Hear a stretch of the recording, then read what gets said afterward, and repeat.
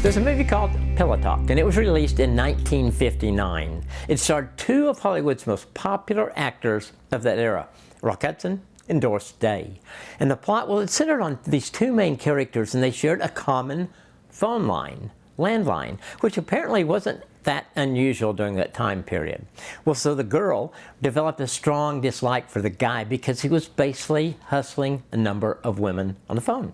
The common phone line allowed her to hear some of the conversations, which she found very offensive. Though they shared a line, she had never, ever seen this guy. So the plot thickens as they meet, and he takes on a separate identity and voice, so she won't know it's the same guy. And she has no idea this charming man is actually that same person that she loathes. He begins to romance her with long romantic phone conversations in the evening. And the pillow talk, well, it comes into play as the conversations continue, becoming more intimate as each is in bed, although in their own apartment. So as with most movies, there's more to the story and, of course, some plot twists. It's a classic romantic comedy from that time period. So the term pillow talk is defined this way by the Urban Dictionary.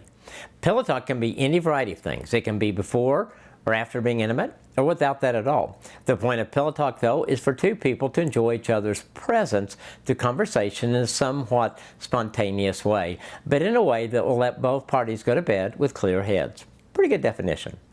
Pillow talk has always been a part of our marriage. I think it served a variety of purposes as we went through different stages of marriage.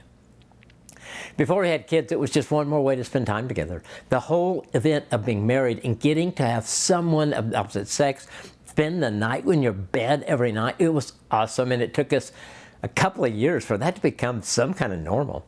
It was one of those early touch points in our marriage, and we really didn't understand how much it did for our marriage. Sex was a big part of this, but we also saw the value in the pillow talk before and after sex, in the nights that didn't include sex. So the first change for us in this routine, well, it came with our first child. Because there were late night feedings, there were middle of the night feedings, there were early morning feedings, and lots of times in the early months when one pillow in our bed was empty. So we learned to take advantage of the pillow talk times when they occurred. If it was the middle of the night, early morning, or wherever we were both in bed, we took the time to talk. So once our kids were a little older, pillow talk returned to bedtime. The difference was there were a lot of nights that Nancy wanted to talk, and I was exhausted. I knew she was tired too, but pillow talk was such a priority for her. Knowing that helped motivate me to stay awake, to be with her. That, and a couple of times I fell asleep in the middle of her sharing something important to her and received a wake-up call with a pillow kind of tossed in my way. In those situations, I can be a very quick learner. Once our kids were off to college, we got back into our pre-kids mode. Today, we got a lot of tough points in our day, but we both agree that pillow talk is probably our favorite. There's so many good things that come out of it in addition to sex. So how's your pillow talk?